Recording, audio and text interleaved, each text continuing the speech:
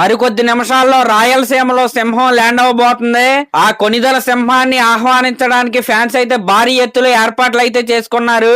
ఎప్పుడైతే ఫ్యాన్స్ కి రామ్ చరణ్ గారు కడప ఎయిర్పోర్ట్ లో ల్యాండ్ అవుతున్నారా అన్న విషయం తెలియగానే వాళ్ళైతే పనులన్నీ మానుకుని ఈ రోజు మధ్యాహ్నం నుంచే ఎయిర్పోర్ట్ దగ్గర అయితే వెయిట్ చేయడం అయితే మొదలు పెట్టారు. ఇంకా ఎయిర్పోర్ట్ చుట్టుపక్కల మొత్తం రామ్ చరణ్ గారి బ్యానర్స్ అయితే నింపేశారు ఫ్యాన్స్ అయితే. ఇంకా ఆల్రెడీ ఫ్యాన్స్ అందరూ ర్యాలీగా ఎయిర్పోర్ట్ కి అయితే బయలుదేరిపోయారు. మన mega power star global star Ram Charan గారిని అయితే ఘన స్వాగతం పలకడానికి అయితే వాళ్ళైతే రెడీగా ఉన్నారు. అసలు యాక్చువల్ గా రామ్ చరణ్ గారు దర్గాకి ఎందుకు వస్తున్నారయ్యా అంటే ఒక పెద్ద మ్యూజిక్ డైరెక్టర్ కి ఇచ్చిన మాట కోసం ఈ రోజు రామ్ చరణ్ గారు అయితే కడప దర్గా దగ్గరికి అయితే వెళ్తున్నారు.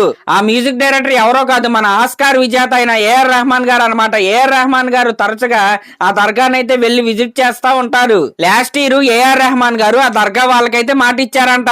వచ్చే సంవత్సరం రాబోయే 80వ ముషారియా గజల్ ఈవెంట్ కి రామ్ చరణ్ గారిని గెస్ట్ గా తీసుకొస్తానని ఏఆర్ రెహమాన్ గారు అయితే మాట అయితే ఇచ్చారంట.